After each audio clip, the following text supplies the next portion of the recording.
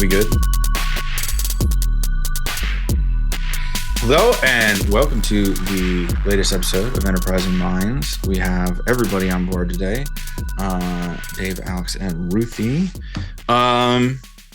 This is a really loosey-goosey kind of episode today, and it's going to be shorter than our normal ones, which may be appreciated, may be disappointing to some, depending on how much you listened.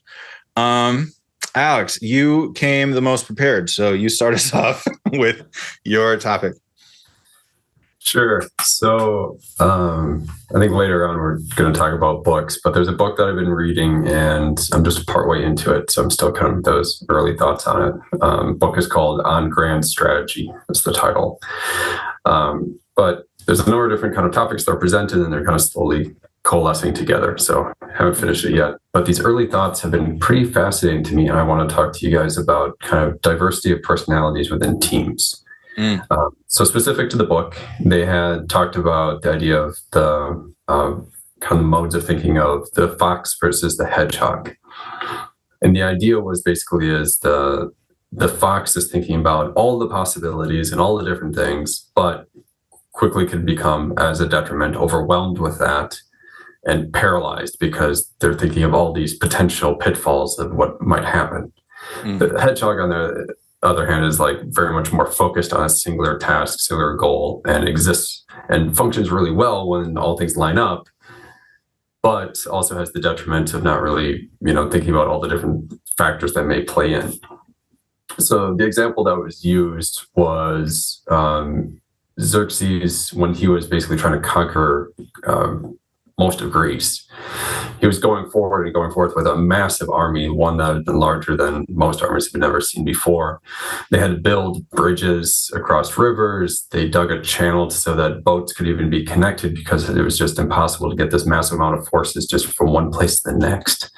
And Greek islands and all the rest. I mean, the terrain is not helpful at all. So you had an advisor who was talking about, well, how we're going to feed everybody. Your people are going to drink the rivers dry. They're going to eat all the food in the area. They can't be there for too long. If it's winter, it won't work too well. I mean, coming up with all these problems, like you need to stop and you need to go home. Forget it. Forget this campaign. You need to go home.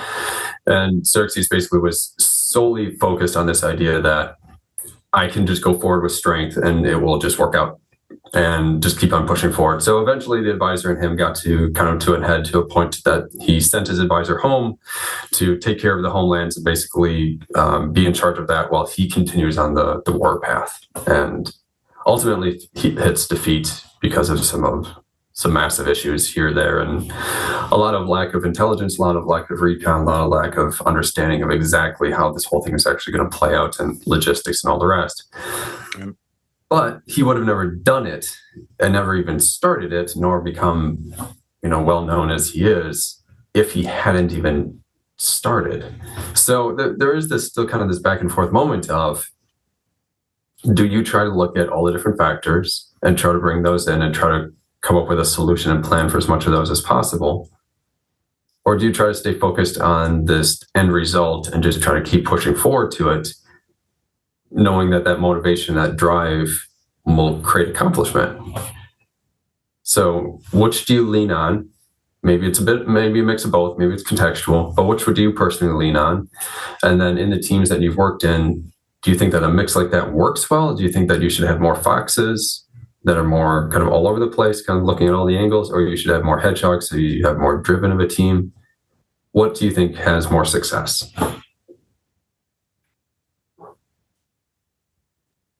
Oh, I love this question so much. I have at least 5 different answers to this question. That works. The first, because it's hedgehogs and foxes, and because I have small children. We have read the story The Mitten. If you guys haven't read this, it's like a little story about a little boy who loses his mitten and, a little... it might be a hedgehog that starts out, finds it cozy, and then enjoins a badger and enjoins a fox and enjoins a bear. And obviously this mitten can't handle all of it. So when the mouse finally joins everybody and the bear sneezes, they all fall out. But the point is, Well, actually, I don't know that there's a point there so much as you're talking about foxes and hedgehogs, it occurs to me, right? It's a mix. It's always a mix. I suspect that it's a sliding scale, and you might have a team of hedgehogs that are really fantastic at one type of project, and you might have a team of foxes that are really fantastic at another. But for the majority of projects, you're going to have some mix there in the middle. And I know for me, when I'm thinking about team building and how I'm building both my own team, but then also little teams on different projects where you might need different skill sets. I might pick and choose based on the type of project, right? If there's something that needs a lot of technical documentation, or you're just figuring out a process, well, maybe you want a few more hedgehogs. But if you're working in an uncharted territory, you want a bunch of foxes in the room because you don't necessarily know the right path to go, but you might want a hedgehog because a little direction and a little sort of orderliness is good. One of the other directions that my thoughts went as you were describing the situation and some of the questions towards the end, Alex, was I had read earlier this year a book by Temple Grandin called Visual Thinking, where she talks about different ways that people think, right? Some people think just in words, and their stream of consciousness is word-based. Some people think only in pictures, which if you think only in word-based, it's hard to imagine thinking only in pictures and not having sort of that voice in your head, and vice versa. If you think only in pictures, it's hard to even imagine that there's a dialogue going on in somebody else's head. Yeah. One of the sections of that book talks about, hey, it's really important, and some of the best work that's been done in the world happens when these different ways of thinking, of which there's more than just two, of course, but when these different ways of thinking come together on a joint project. And one of the key examples she gives, which I love, is the architect and the engineer. You've got the architect who thinks of the amazing building and the design, the Guggenheim, this new way of building a building. But then you always have the engineer who's figuring out, hey, these are the details that matter, that are going to make it so it doesn't collapse, that are going to make it so it can last, that are going to even make it feasible. And sometimes the architect and engineer can come together in one mind. And when it does, it's pretty fantastic. But oftentimes it's more than one person coming together in order to bring the vision to life. And so when I think about that dichotomy, less about the hedgehog and the fox, of which I'm sure I have little bits of each, I think of myself way more in that architect category that's sort of putting forth the vision. But I always know I need an engineer to be working hand in hand to say, is this going to work? Or how do we bring this to life? What are some of the ways we can use different materials to make it possible? I like that, the perspective of especially the architect and engineer. I was thinking of Frank Lloyd Wright. He was actually born in Wisconsin, and he's got a number of buildings that have very flat roofs, which, if you know anything about like the weather in upper Midwest, that doesn't work because you have snow sitting for long periods of time. You're going to have ice build up. You're going to have water damage. Basically, that's a bad idea. You have to have a slope. So it's always been funny to me when you see some of his homes, such as like Falling Water is one in particular that I always think about, that has like a very flat pitch and stuff like that. And it has had a lot of water damage, as it turns out. They've had to like do a lot of repairs and stuff to it. But it's also a gorgeous kind of instrument. You break people out of the same plan, the same pattern that's been used in homes over and over again, and instead trying to say, no, we had a very beautiful location and we're going to build a home that basically fits to the location, not basically bulldoze the land until it becomes this flat building block, and then we're going to plop a home on top of it. It's such a different way of thinking, and it broke through, and it works. I mean, it does. Yeah, there's some repairs made, but my gosh, it does work. So, Dave, what about you? Well, it's funny that you bring up the dichotomy. I wasn't going to talk about this book, but I finished it yesterday. It's Malcolm Gladwell's Bomber Mafia. And in very typical, Gladwell, it's all of these seemingly unrelated things that come into play. But the two kind of main characters that he focuses on were two leaders in the Army Air Corps, which is now, Air Force, during World War II. And they were basically polar opposites of one another. One of them was a lead from the front. If you're nervous about doing this, this bombing run, then I'll be in the lead plane. You follow me, kind of, no excuses, get it done kind of guy. Then this other guy was this, romantic, overly theoretical kind of guy who was very much more intellectual about the purpose and the strategies and the, how to utilize everything. And the tactical guy, both of them ended up being transferred to the Pacific front after they did what they needed to do in Germany. And the lead from the front guy, get it done, ended up replacing the other guy because he was the more theoretical guy was much more focused on precision bombing and wanted to really prove that out to minimize casualties. But he wasn't showing enough results. So then they went to the other guy because he wasn't afraid of using napalm. He wasn't afraid of using, more daring and crazy ideas like flying at 5,000 feet because, the jet stream over Japan is insane, at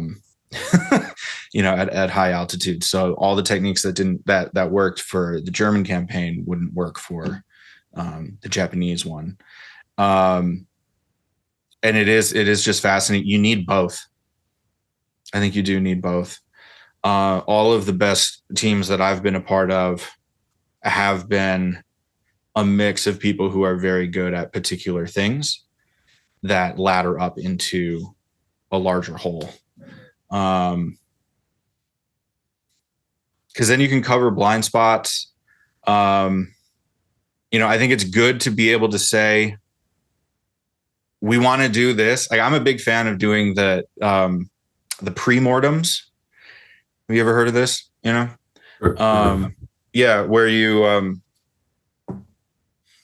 you basically pretend like you're having a horrible client call where you just say, okay, our idea didn't work. This is how we're going to have to fix it. And you basically have to poke holes in your idea on why it failed before you even launch it. Right. So you can cover the basis of how it might fail. However, that can be paralyzing for some personalities, right? So you do need to be able to say, okay, that's enough. Let's just launch the thing, right? Which is, I've come to appreciate more recently, is a fantastic skill set that not everybody has.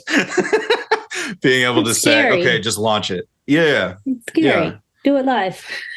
Exactly.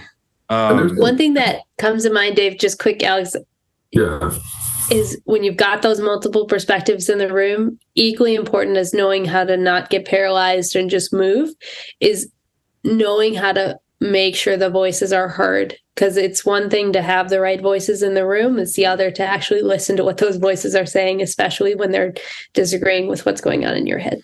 Yeah, ego plays an important role there. If you have egotistical thought leaders, you're in trouble. If it's, people who are really good at what they do and are willing to listen to other people, you're golden. But, that's a unicorn in a sea of horses. Yeah, that was what I was about to run into, is exactly that. It's the respect between those individuals as well. You can definitely see, especially in the military situation, a lot of tension, life and death decisions being made. You've got one guy who's very theoretical, the other one who's, damn it all, we're going to get it done sort of personality type. You're going to have some major tension between those two individuals. But the two of them have to have respect for each other and have to be able to work with each other. And I think that's one of the more difficult things. Getting those different personalities in a room is one thing, but exactly to Ruthi's point, getting those voices to be heard and also respected and have those different points of view be understood and actual communication going on, speaking again to like the idea of, people who think in words versus pictures. I mean, you do need to have that facilitation there too. And if you can't get that to happen, I don't think all the heads in one room even matters. Well, one of my favorite guitarist, composer guys. His name's Devin Townsend, and he's very esoteric, so not everybody will like him. But he has that condition where you see like music will literally show like shapes and colors to you. And so that's how he composes, is through that. So like G major is green, and you just start kind of painting with the tones, which explains, some of the interesting choices that he makes because of, that particular condition. I forget what it's called. But that ends up becoming part of the unique skill set. Even some people would say it's a detriment, but really, honestly, it's one of those unique flavors of him that allows him to do what he does really well. Yeah. There was an emotional well-being exercise I was doing this week that similar concept. Basically, it's a color wheel, but it's emotions as well. And so instead of just anger, you might have resentment, revenge, jealousy. I mean, it could be like, much smaller, more precisely named adjectives kind of underneath of that. But part of the exercise is naming kind of how you're doing, but also just getting beyond the I'm okay, I'm good sort of response, and getting to a deeper level and saying, okay, what are a couple different things? Keep calm and rage on. Dave's holding up a mug that says keep calm and rage on. Yeah, maybe that's red, or maybe that's black. I mean, what color that is to you. But the other point was basically to name a much more precise emotion, name 3 of them that basically you're experiencing, but also what colors do they apply, and then where do you feel them? Getting to some of the physical connections of emotion. So if you're feeling tension, maybe you feel it in your back, your neck, your stomach because you're nervous. I mean, there's different pieces like that. But it's to enrich the idea, but also to make it more memorable. So each day you're thinking of something a little bit more memorable, and just trying to think of a word that may not have a whole lot of meaning to you, hoping that basically that color, that feeling has more meaning to you. So that's kind of where that runs into. But interesting. Yeah, it's an interesting little exercise. But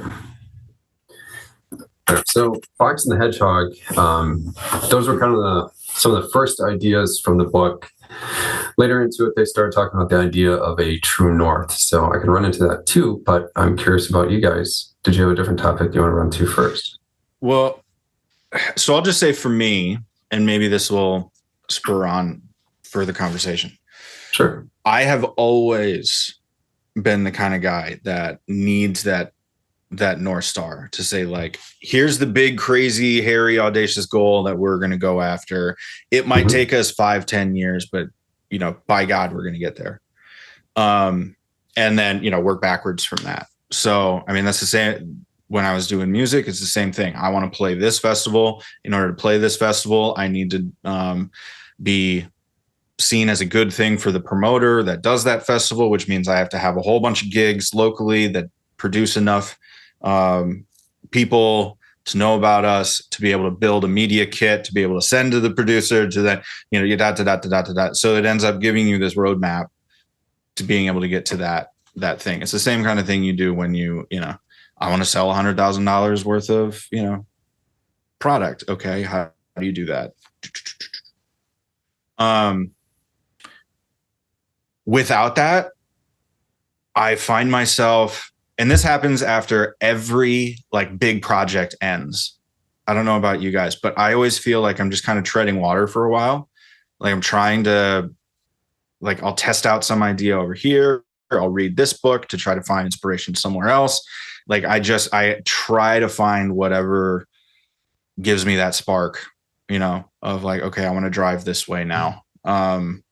It's literally after every single big project that I do, I end up being aimless for a little bit, and then I find something and go after it, to the point where I've just, come to terms with it and acknowledge that it's just part of the process, even though it's not fun to be kind of aimless for a while.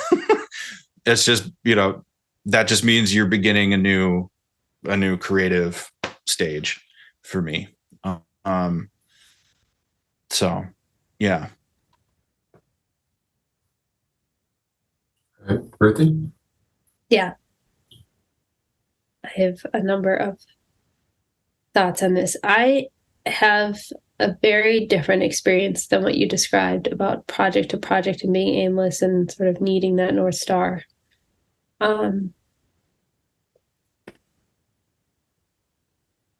Big picture, like once upon a time, I had a plan of action. This is how my life was going to go. It's going to go in this particular direction. And as many others who have had a similar experience, a bunch of little things happen, and all of a sudden the plan goes in a very different direction. It's no longer a plan. That plan goes out the window, and you find yourself in a very different spot.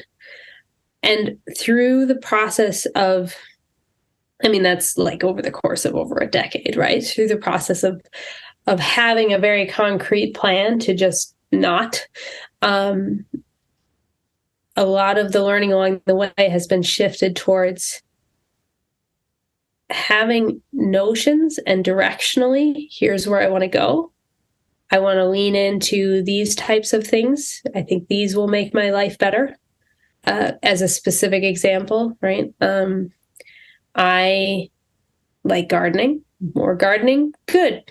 That's sort of a notional direction, right? I like doing interesting projects with people who are excited about it, right? That's a notion. That's not a like, this is my career trajectory over the next 10 years. These are things I want to do more of, and the more that I can do of them, the more contentment and fulfillment I get out of my day to day. That said, in the short term, projects, work projects, like, home projects, etc., I always have a direction we're going. It's very concrete. We'll go there. Concrete is in the sense that I can visualize it, not in the sense of like, we must meet this end.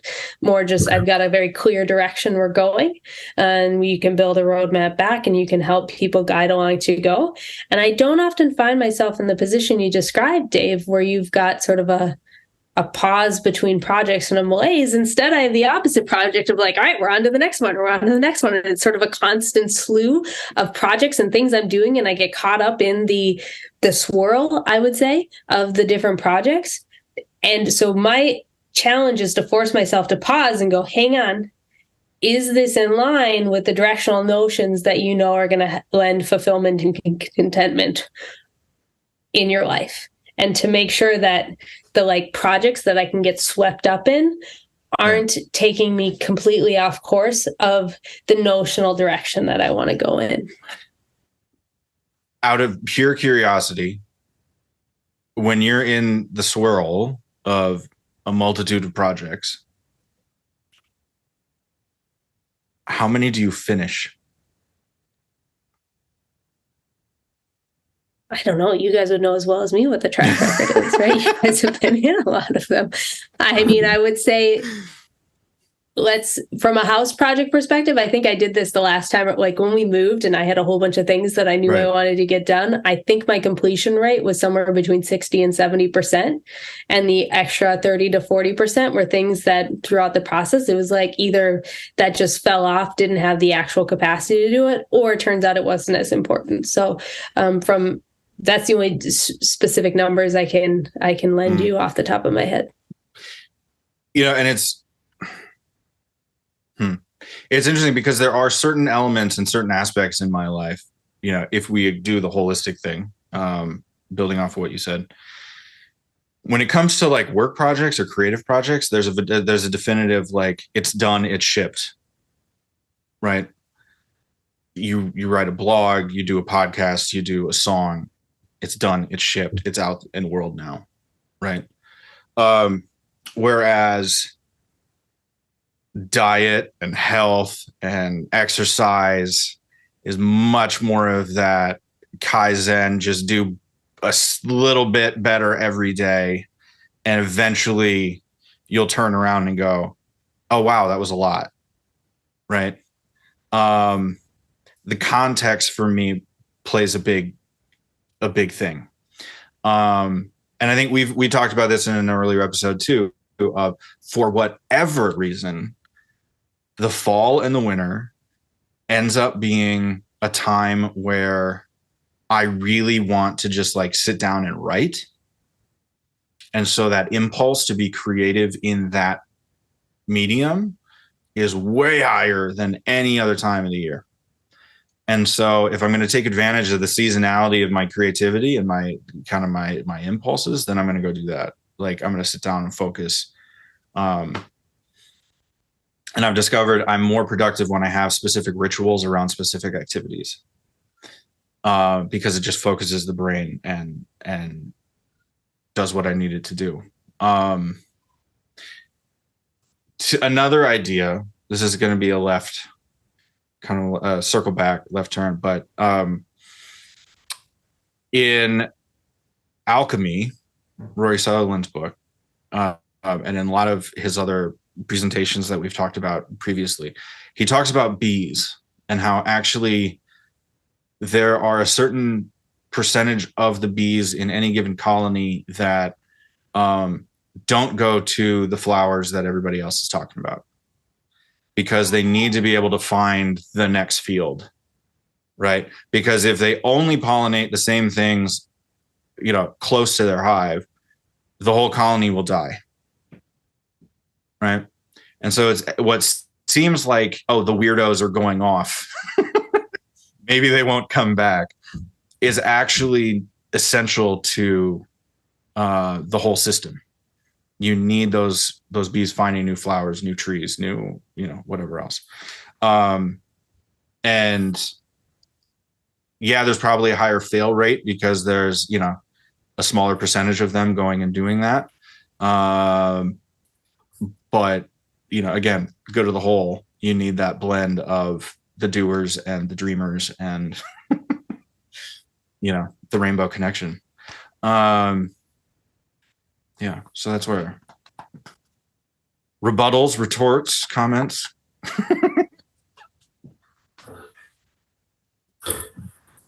Well, yeah, there was a stat I came across recently about lazy ants, and they're not so much the hard workers, of like up to like 40% of a nest. A lot of ants that really don't, they're pretty aimless. So this doesn't have anything to do with Thanksgiving coming up? Just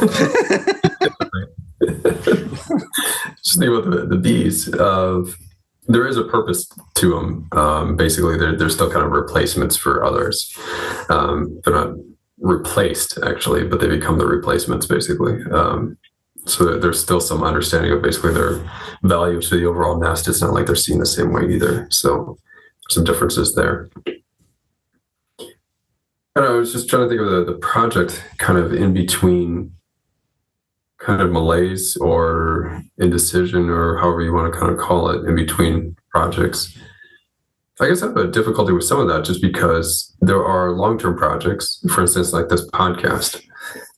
You can think of it as each individual episode, or you can think of it as the entire endeavor. If you think of it as the entire endeavor, it's an ongoing, no end date sort of project.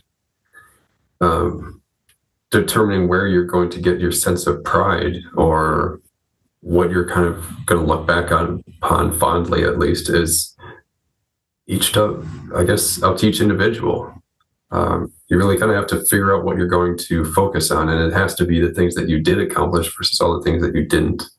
I think that's a difficulty that I run into frequently, is that my ambitions are larger than what I've accomplished. Therefore, in the end result, I feel bad about it because my ambition was larger and I didn't do it all the things. I did most of the things.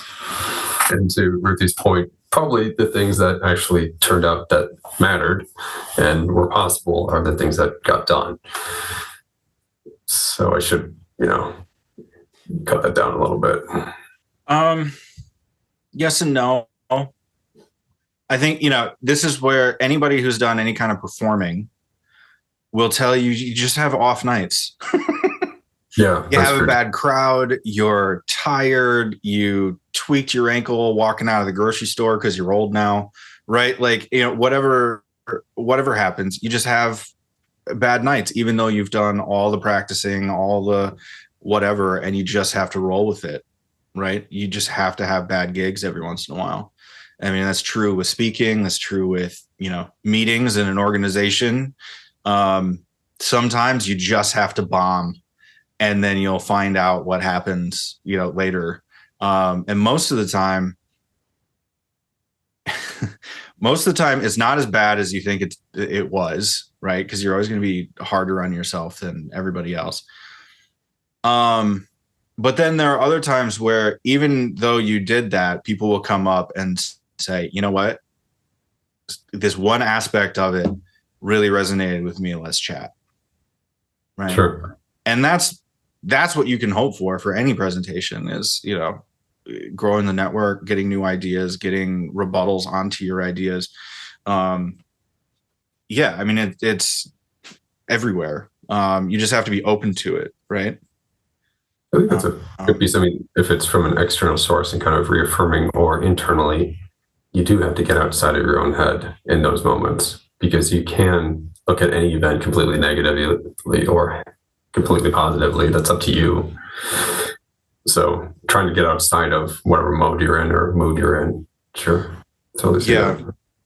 And it is one of those things too, where, I mean, if you're only externally motivated, man, that's a rough world to live in.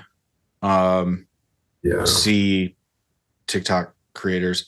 If if you have that, if it brings you joy, if you find yourself willing to do it without being paid, then I say go that way, because you have a drive and good things will come eventually, just because you're motivated to continue to do it, right? If you're forcing yourself to do it, why? Life is too short for that, you know. Like, You know, don't suffer. And even if you're not being paid, and I call that out because the immediate thing I thought of when you described that about, you know, if there's something you're into, just go for it, right? Even if you're not being paid. So we'll have to find the official statistic on this, but one of the really sad things about retirement, at least in the United States, is that something like half of retirees are depressed. And the rates of depression are higher for those who retire in the winter than in the summertime. And part of the reason I'm given to understand is people haven't cultivated hobbies or identities outside of who they are at work. Right. And that is a tragedy, right? If all you are what you do on your day-to-day work and what you're getting paid for, and then that stops, in best case scenario, because you're retired, and that's all you've built towards, that's a really sad spot to be in. Mm-hmm. Not least because, you know, when you're working and stuff, you got to do other stuff. You got to be cultivating other interests and things. Sometimes you have a bad day and it's good to be able to go out in the garden or go into the woodworking shop and go, okay, we're going to do something different. We're going to get our mind out of it. Mm-hmm. Well, I have experience with that with, you know, some musician friends of mine or artist friends of mine that, you know, gave it a go and then started transitioning around 25, 27, 30 into the next chapter, right? Where art wasn't the thing anymore. You know, and you go from being like 10 or 12 to 30, defining yourself as guitarist, drummer, violin player, you know, whatever else. Now, all of a sudden you're not. You go through that same identity crisis of, okay, well, if this is just something I do, what else do I do? You know? And it's hard. It is a hard transition. You know, not everybody does it well, unfortunately, because it is so hard. Yeah, but it doesn't have to wait till retirement. Unfortunately, it can happen anytime. You know, any career transition, you know, coming off of the HR stuff we've talked about, you know, even just switching from, you know, marketing to sales, that might be enough to set somebody off, even though they're closely related. But if you've defined yourself as marketer or, you know, HR whiz kid, now all of a sudden you're doing something else, that can be rough, you know, that can be real rough.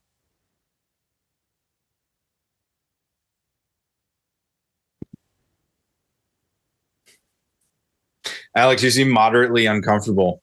Or is that just your general vibe today?